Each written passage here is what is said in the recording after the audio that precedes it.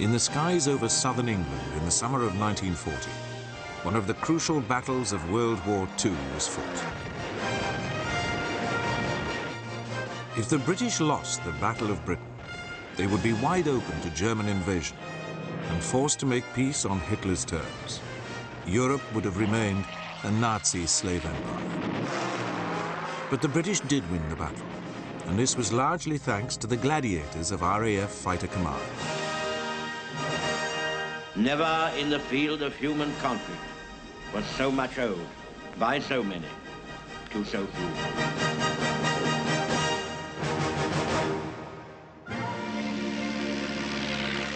Fighter Command was born from the scout pilots of the Royal Flying Corps and the Royal Navy Air Service, who duelled with their German opponents over the Western Front during World War I.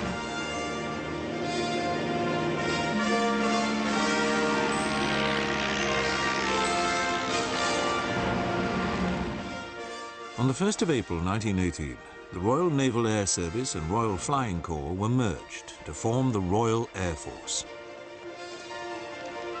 It was the world's first independent air arm. But after the war, it was swiftly run down. By 1922, there were only 3 fighter squadrons available for home defense.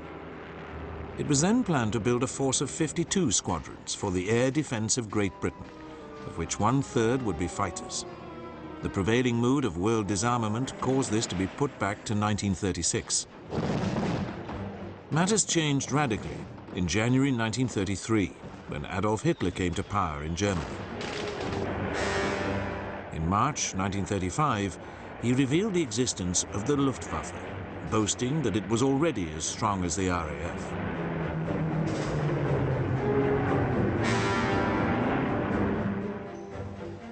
The British government replied by rushing through expansion plans for the RAF.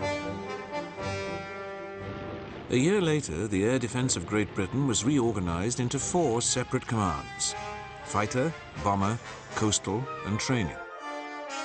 Fighter Command's first commander-in-chief was Air Marshal Sir Hugh Dowding. Highly respected but austere, he was nicknamed Stuffy by his men.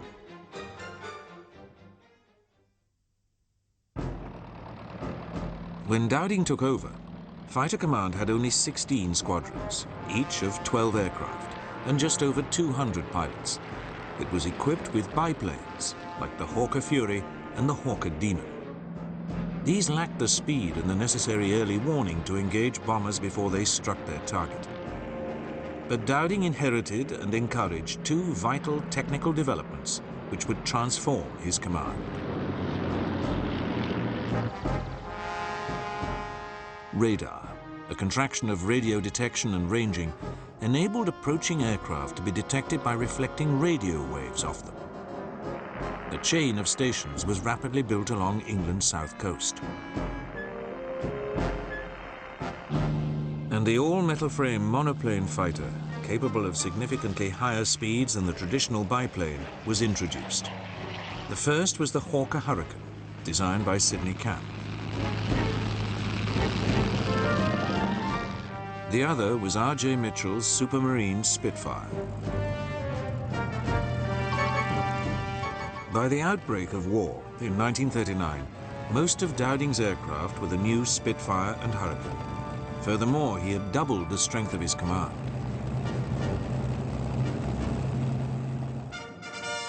The backbone of his pilots were the regular officers who had been trained at the RAF's academy at Cranwell. They were augmented by pilots on short service commissions, which bound them to 4 years active service followed by 10 on the reserve. Many came from the Dominions, like New Zealander Al Deer, who would become one of the leading aces. And another ace, South African Sailor Malan, who got his nickname because he'd been a merchant seaman before joining the RAF.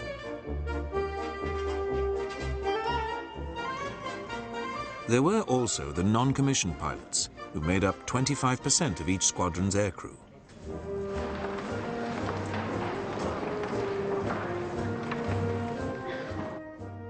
The regular squadrons were supported by the part-time flyers of the RAF Volunteer Reserve.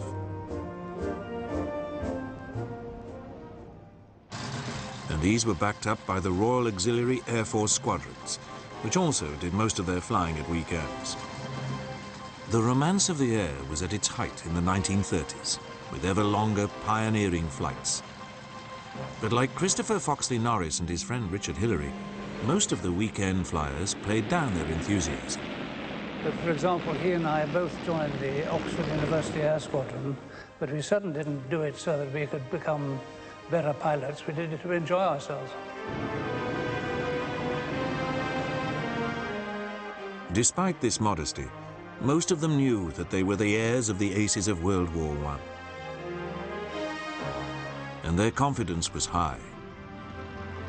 We had a wonderful aeroplane, armor plating at the back, a great big engine in front, and was sitting on a parachute and with 8 machine guns. So you really were a modern knight and prepared to take on anything.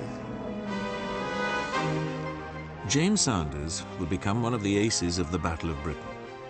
But in the summer of 1939, it was still an open question as to how the young bloods of Fighter Command would match up to actual combat.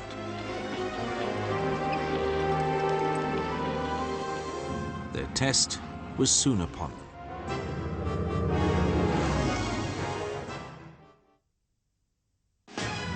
On the 1st of September 1939, Hitler invaded Poland.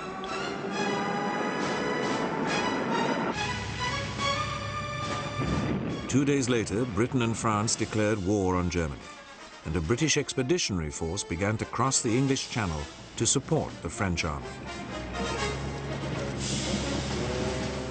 With it went the Royal Air Force, including 4 Fighter Command Hurricane squadrons. This left Hugh Dowding, Fighter Command's chief, with a total of 33 squadrons for the defense of Britain.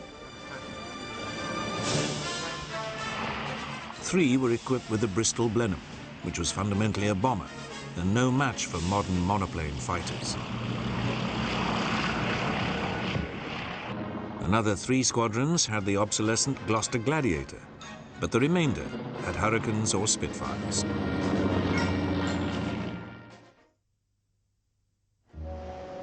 During the Phoney War, which followed the fall of Poland, Fighter Command's main task was to protect shipping on Britain's east coast, and the Royal Navy in its anchorages at Scapa Flow and Rosyth. It was during a German attack on Rosyth on the 16th of October 1939 that the command had its first successes of the war. Hurricane shot down 2 Heinkel HE-111 bombers.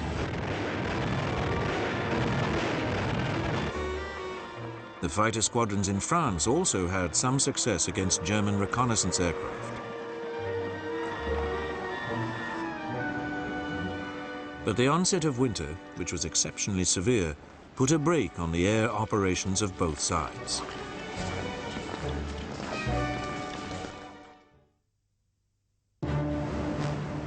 With the coming of spring, the war hotted up once more. Germany invaded Norway and Denmark in April 1940. Fighter Command sent a squadron of Gladiators to Norway, but all were lost to German air attack in just a couple of days as they attempted to operate from a frozen lake.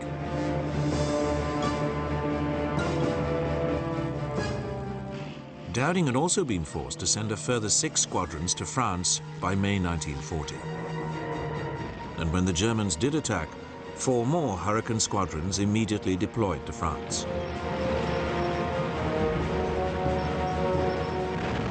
They were soon giving a good account of themselves, but they were facing overwhelming odds, and another 32 Hurricanes were also sent out. As the German blitzkrieg swept across France, the French pleaded for yet more fighters. But Dowding was deeply concerned that his resources for defending Britain were becoming too thin, and persuaded the War Cabinet that no more fighter squadrons should be sent to France. Within 2 weeks, the Germans succeeded in trapping the British Expeditionary Force, together with substantial numbers of French and Belgian troops, in a pocket around the port of Dunkirk. Hermann Goering boasted that his Luftwaffe would destroy them on its own. The German airmen did their best.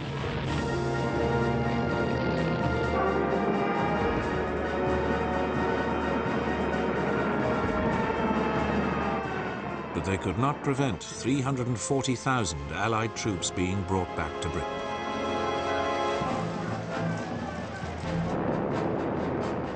Much of the credit for the miracle of Dunkirk must go to Fighter Command, whose pilots fought valiantly to keep the Luftwaffe off the rescue ships.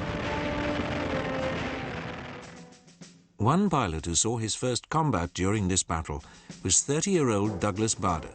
He had graduated from Cranwell a decade earlier.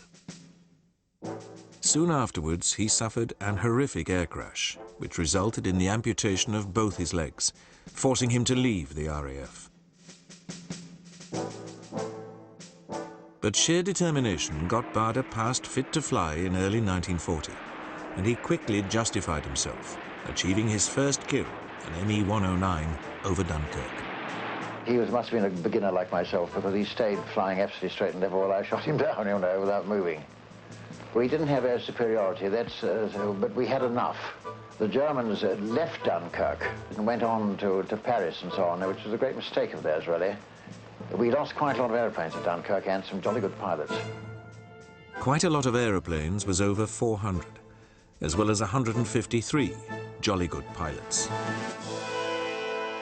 They were losses Dowding could ill afford.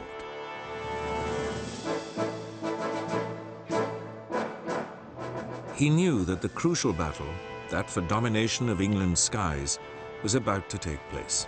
If he lost it, German invasion appeared inevitable.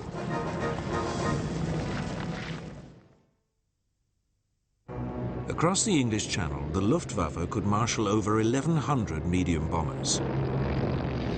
Some 320 Junkers Ju-87 Stuka dive bombers,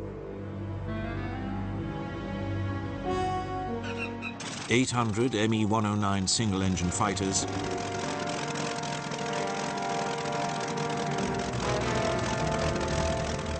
and 250 twin-engine Me-110 fighters.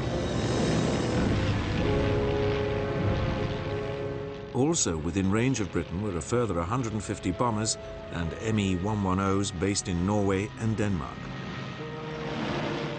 This armada was flown by crews who had been blooded in the Spanish Civil War and honed their combat skills in Poland.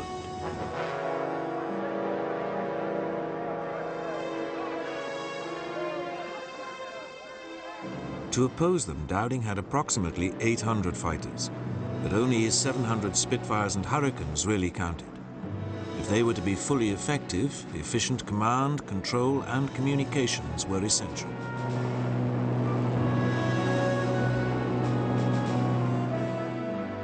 Dowding had organized his force in 4 groups. Number 10 Group covered southwest England. Its commander, South African Sir Quintin Brand, had been one of the pilots who had made the first flight from London to Cape Town in 1920. New Zealander Keith Park's Number 11 Group was responsible for southeast England, the most critical sector. Park had been Dowding's senior staff officer, and the Commander-in-Chief had every confidence in him.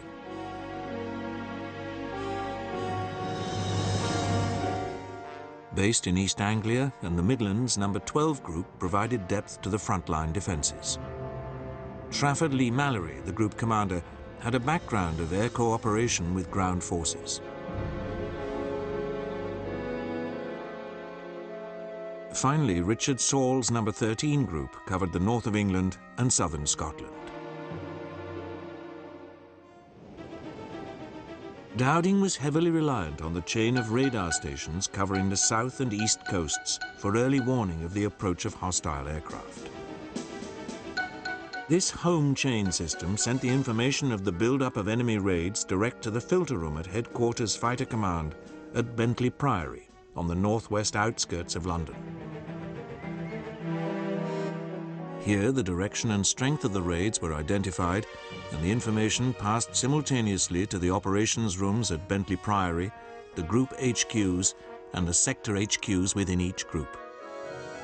Once the raiders had crossed the English coast, their progress was monitored by the Observer Corps, which was made up of civilian volunteers. The group HQs decided which squadrons to scramble, while the sector ops rooms within each group controlled the fighters in the air, guiding them on to the enemy formations. Two other elements played an important part in the British air defences. Anti-Aircraft Command controlled ground-based air defence weapons, while RAF Balloon Command manned the barrage balloons, which were designed to deter low-level attack.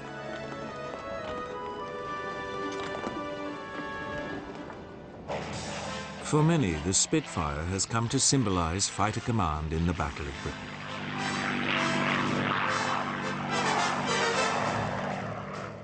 Pilots like former ace Brian Kinkum found it a delight to fly. It was responsive in the same way that a really first-class horse is responsive. The Spitfire was reckoned a good match for the German Me-109 and was used to attack these bomber escorts. The more numerous but less glamorous Hurricane also had its strengths. We, the Hurricane pilots, knew we could outturn by outturning it, going round a smaller circle. If we both were turning, he was trying to shoot you down, given a few turns and you were in a position to shoot at him.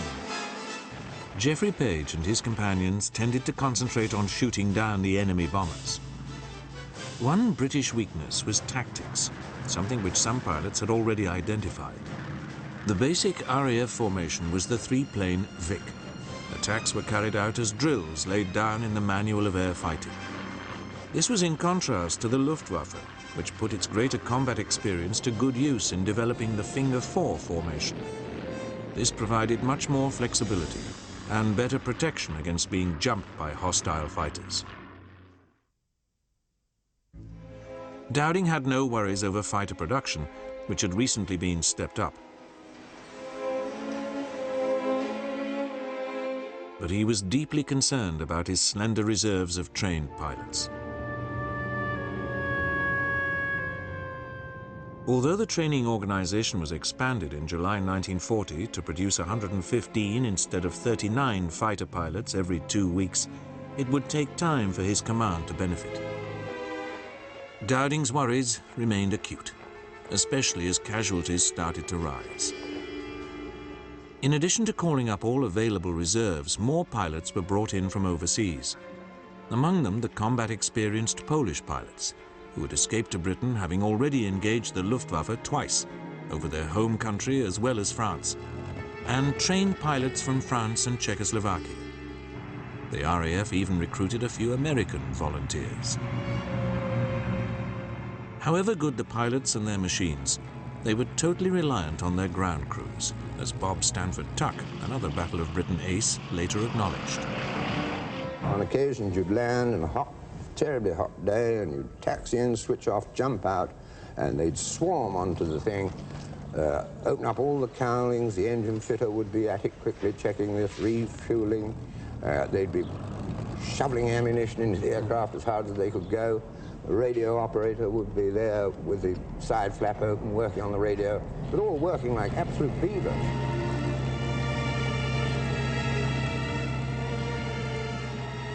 The ground crews took pride in the speed they could turn the aircraft round. One young fitter was interviewed after the battle by the BBC. The other part of it, from a squadron landing to a squadron being airborne again, I think it was actually officially in the end done in 7 minutes, from the time the first one touched down to the last one's airborne.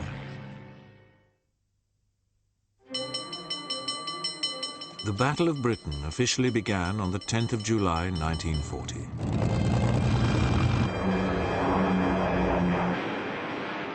During the first month of fighting, the Luftwaffe tried to tempt the RAF out over the Channel by attacking convoys.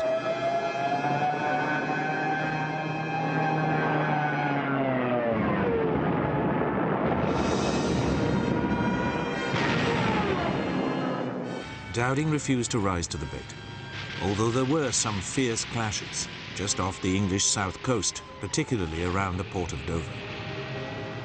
The fierceness of the battles can be judged from this contemporary radio report about the interception of a Stuka attack. But now the British fighters are coming up. And here they come in absolute steep dive. And you can see their bombs actually leave the machines and come into the water. There's one coming down in flames, coming down, there's a long streak, coming down completely out of control, a long streak of smoke. There's a fight going on, you can hear the little rattles of machine gun bullets. So we've just hit a Messerschmitt. Oh, that was beautiful. He's coming right down now. I think definitely that first got him. Oh boy, I've never seen anything so good as this. Oh, yes. On the 12th of August, Goering began to mount his main assault.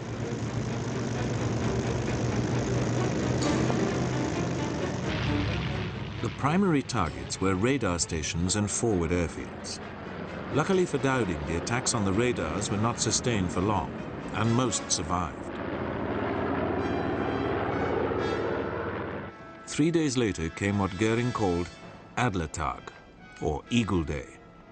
This massive assault was designed to destroy the RAF once and for all.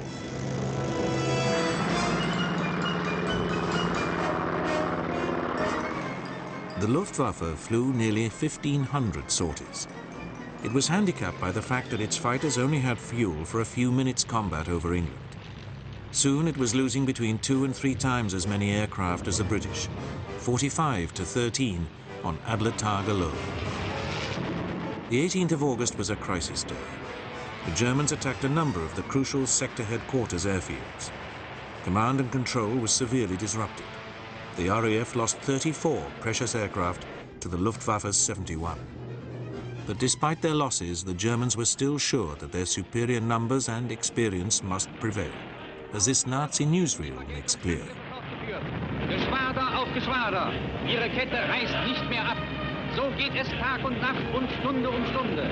Die deutsche Luftwaffe hält erbarmungslos Abrechnung.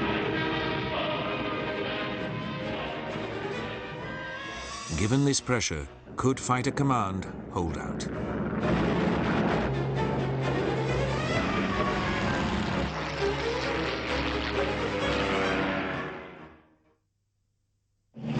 During the perfect summer days of late August 1940, the skies above southern England were full of contrails as the grim battle went on.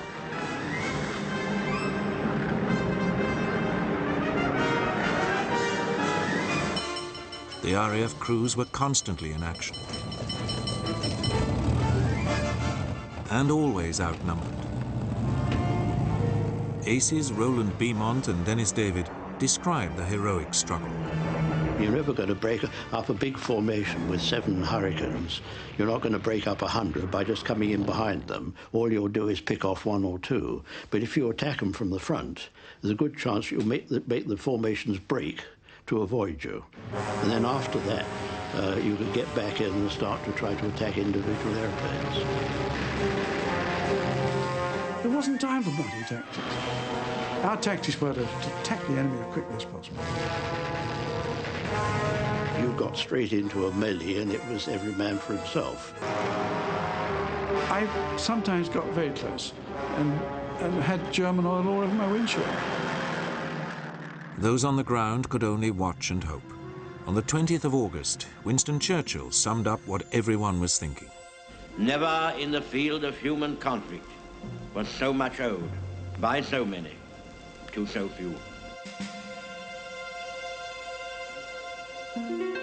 The few lived with the constant fear of death, particularly by burning. The temperature in the cockpit, they estimate, goes from about a comfortable room temperature up to 3,000 degrees centigrade in 10 seconds. Well, water boils at 100 degrees centigrade, so if you're not out in under 10 seconds, you're dead mutton. The pilots were becoming exhausted by the constant stress. Throughout the hours of daylight, they were on standby, usually waiting in or just outside the dispersal hut, close to their aircraft. Although they tried not to show it, everyone was keyed up for the ring of the telephone.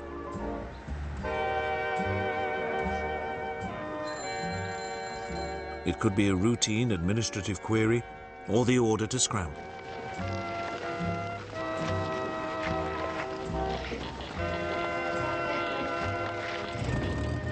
Sometimes, when the German pressure was intense, the pilots had to wait in their cockpits.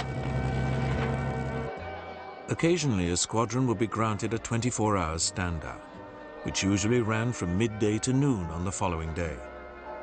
Some pilots dashed up to the flesh pots in London. But many were content just to have a few beers at their local hotel or pub.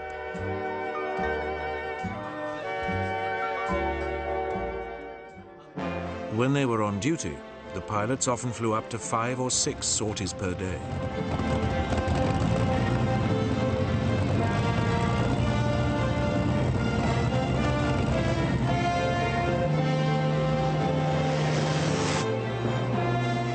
Once in the air, the adrenaline would race as they listened out on their radios to the ground controller's instructions, guiding them onto the approaching German planes.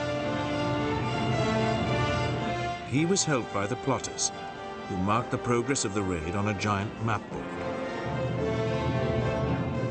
As a leading ace Johnny Johnson describes, pilots tried to keep detached from the reality of what they were doing. I'd never thought about the man in the machine, killing him. I just wanted to shoot that thing down with a black cross on it.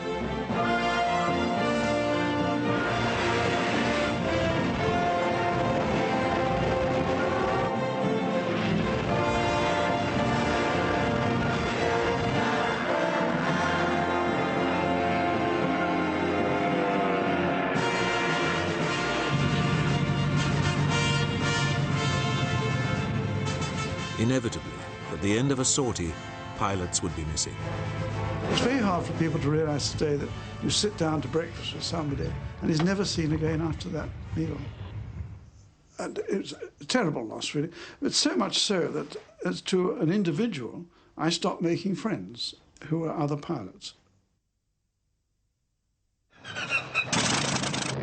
On the 24th of August, the Luftwaffe increased the fighter escorts for its bombers and mounted a renewed assault on Fighter Command's airfields, especially those of No. 11 Group. With his squadron suffering heavy losses and the surviving pilots becoming exhausted, Keith Park was increasingly concerned that his group might disintegrate. To help him, Dowding began to replace some of Park's depleted squadrons with ones from other groups. But as Lawrence Thorogood later described, the standard of the newer pilots was inevitably dropping. The total number of hours I'd got in on Hurricanes was just 20 hours. And we were being called on to go into squadrons with inadequate training on the gunnery side, which after all was the absolute key to the whole business, to shoot. A friend of mine carried out 2 attacks on an enemy bomber with his guns at safe. That means they wouldn't fire anyway. But he just didn't realize that his guns weren't working because he didn't know what to expect. He thought, my, they are very silent, these guns. It looked as if Fighter Command must eventually be ground down in defeat. But then on the 7th of September, the Luftwaffe dramatically changed tactics. 2 weeks earlier, 1 or more German bomber crews had inadvertently bombed London. The following night, RAF Bomber Command made a retaliatory attack on Berlin. Although it caused little damage, Hitler ordered attacks on London by day and by night.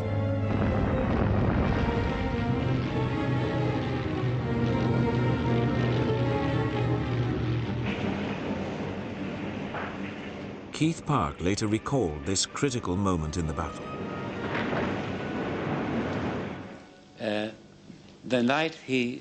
The night they turned their bombers onto the city of London and set it alight, I flew over the city in my Hurricane, and I looked down at the lower Thames, which was well alight from all the petrol tanks, and I said, thank God, because I knew that once they'd started on bombing London, I felt certain they'd keep on bombing the Thames and leave my aerodromes free to be reconstructed. It was feared that this change meant that German invasion was imminent. And that same evening of the 7th of September, the code word Cromwell was issued, putting all defending forces on heightened alert. But in reality, Hitler was beginning to acknowledge that his Luftwaffe was not winning the Battle of Britain. On the 10th of September, he postponed his projected invasion for 2 weeks. Goering, however, was determined to make one last all-out effort to crush Fighter Command.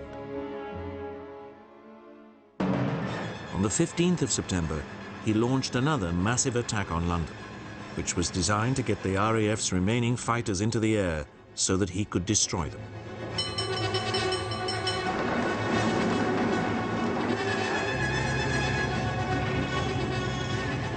Dowding's men rose up to meet the challenge.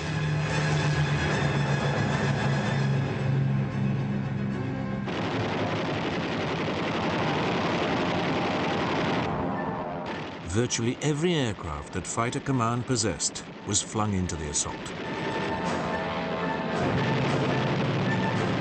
One of the most extraordinary kills that day was made by Ray Holmes, who had already downed 2 Germans when he saw bombers streaking low over the capital.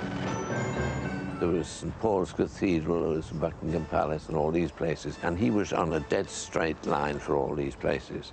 And as far as I was concerned, he wasn't going to get there. As I got within firing range, about 400 yards, I opened fire, and immediately the gun spluttered. I'd got nothing left.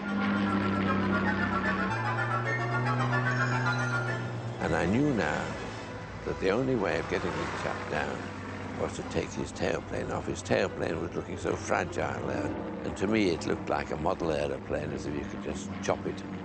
And I thought my wing at that speed would go right through his tail and take the tail off. Instead of taking the piece of the tail off that I wanted to take off, it took the whole of the twin tail section. This is the Dornier coming down. This is the fuselage with the wingtips missing and the tail missing. And this is the tail, and they both came down together and landed on Victoria Station. Amazingly, a cameraman filmed the last moments of Holmes's kill.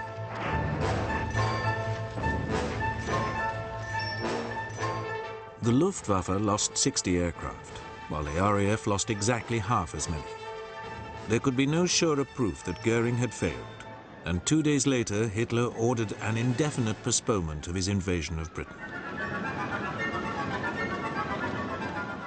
The Battle of Britain rumbled on until the end of October. By then, the emphasis of the German assault had switched to attacks by night on Britain's cities and towns. This blitz would last until May 1941.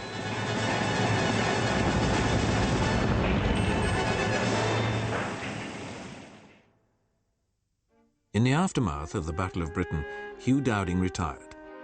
Many of the few who now called themselves Dowding's chicks because of the way he had cared for them felt that he was not given the recognition that he deserved for his leadership in one of the most decisive conflicts in history. Nevertheless, in 1943, he was ennobled as Baron Dowding of Bentley Priory. During the night assault on Britain's cities, Fighter Command had to develop new defensive skills. These were based on the development of airborne interception radar.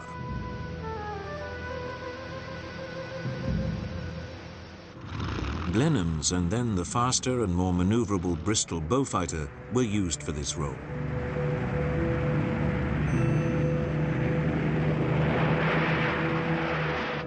The Beaufighter had specifically been designed as a night fighter, although it went on to act as an escort fighter and ground attack aircraft. During 1942, the even more versatile and fast Mosquito would be adapted for this role. Tracking down enemy bombers and engaging them required the closest coordination between the pilot and his navigator, who operated the radar. 2 o'clock, 15 all the time, steady. Range coming down to about 800 feet. Overtaking about 5 miles an hour. Have a look with the glasses. Where is he? Right above there, about 50 degrees at 1 o'clock. You see him? We're right below him. Yes, I see him, yes. Hold on.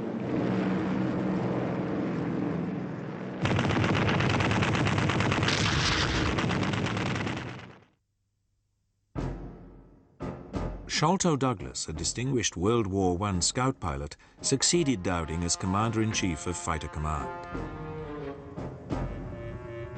Douglas believed that the time had come to go over to the attack. His fighters began to mount two types of operation over occupied Europe: rhubarbs, sweeps by small groups of fighters on their own, and circuses, groups of day bombers escorted by fighters.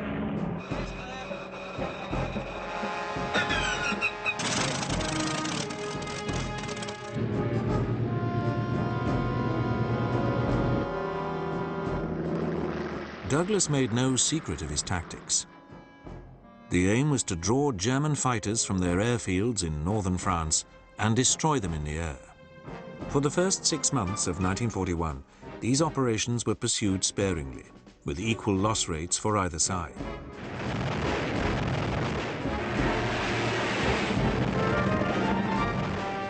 But when the Germans invaded Russia in June 1941, the tempo was stepped up, so as to keep as much as possible of the Luftwaffe tied down in the west. This worked well, with experienced pilots being transferred from the Eastern Front to make good losses in the west.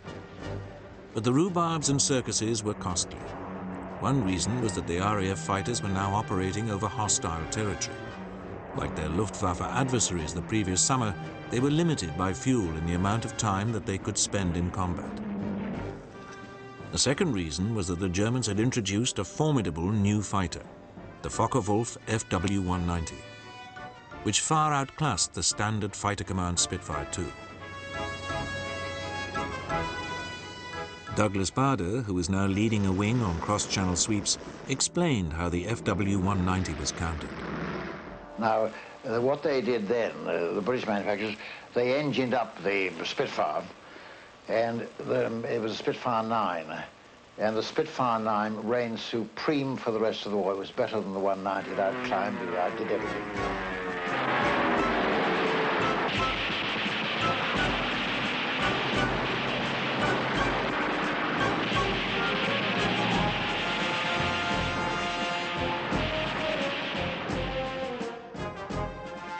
With his tin legs and 22 confirmed victories to his credit, Bader himself thought he was indestructible. But while leading his wing over Lille in northern France in a rhubarb operation on the 9th of August 1941, he finally fell victim to an FW-190.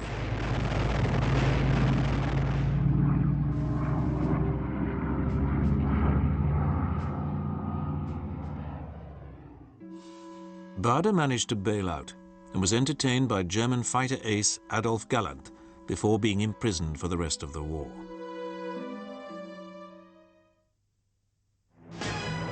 During the summer of 1941 and into 1942, Fighter Command sweeps were stepped up to help the Russians. Again, they proved expensive, especially in the air battles accompanying the disastrous Dieppe raid in August 1942, the attempt by largely Canadian forces to land at this French Channel port. The RAF hoped to inflict a significant defeat on the Luftwaffe, but the Germans shot down twice as many Allied planes as they lost themselves. Some pilots were rescued by the ships involved in the raid.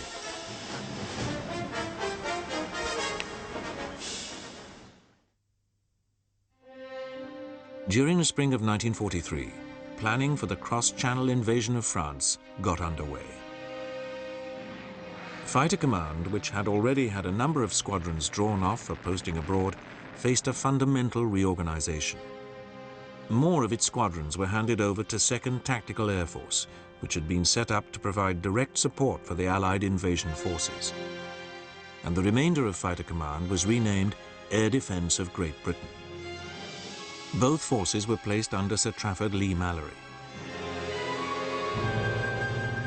The Tactical Air Force's role was strictly offensive, and it took over Fighter Command's operations over northern France, while ADGB remained purely defensive.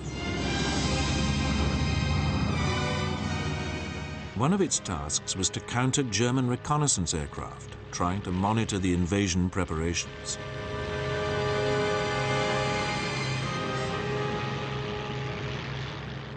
Another was to intercept bombers mounting lightning raids. The ADGB's roles appeared unglamorous compared to those that Fighter Command had enjoyed, but its men were soon to be put to the test in what became in effect another Battle of Britain. For the Germans were about to launch another blitz.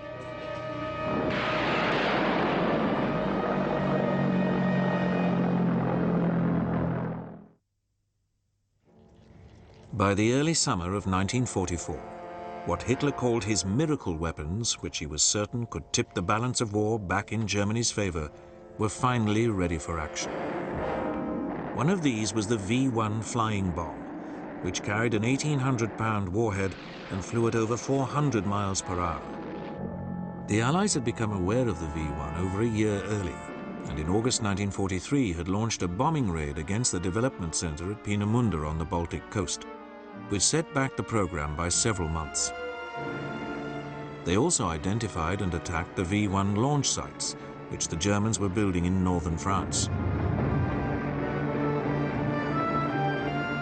However, it was not enough.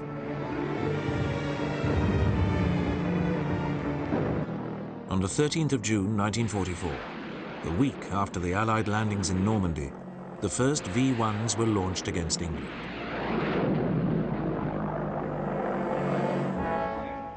Faced with this new threat, the air defense of Great Britain had swiftly to develop tactics for countering the V-1s. Fighters would be scrambled as soon as the flying bombs were spotted approaching the coast, and their pilots soon became adept at shooting them down. But as Roland Beaumont describes, this was not the only way of bringing down a V-1.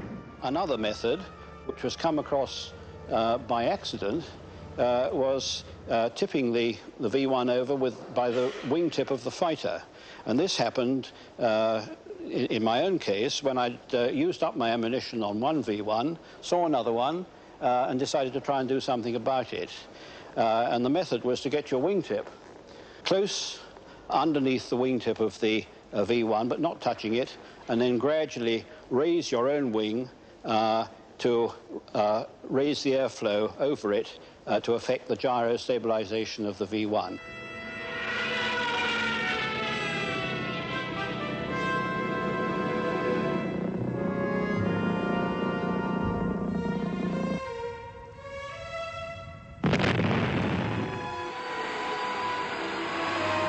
A significant addition to the defenses against the V-1 was the first jet to enter RAF service, the Gloucester Meteor, which made its operational debut on the 12th of July. Although the first Meteors only flew at an equivalent speed to the V-1, their rapid rate of climb made it easy to intercept the flying bombs.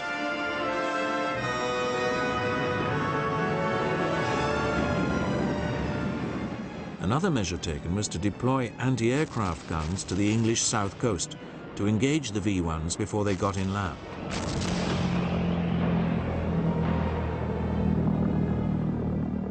Although V-1 attacks against southern England would continue until the end of March 1945, the back of the offensive had been largely broken by September 1944.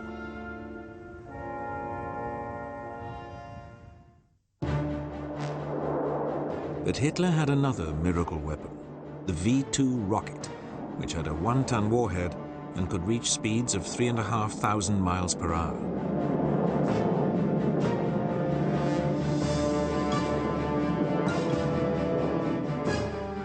The first of these struck England on the 9th of September 1944.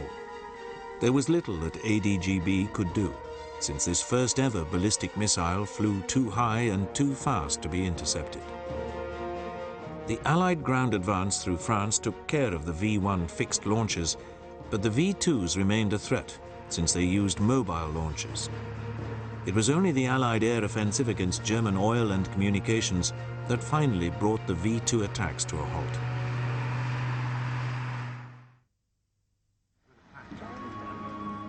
On the 15th of September 1945, on the 5th anniversary of RAF Fighter Command's epic battle, which finally dashed Hitler's dream of invading Britain, a group of veteran fighter pilots gathered at RAF North Weald. Among them was Douglas Bader, Hugh Dowding, who had led the command during those critical days when the fate of Britain hung in the balance, was also there to see his chicks. The pilots then climbed into their planes and took off to fly over war-torn central London at the head of an armada of 300 RAF aircraft.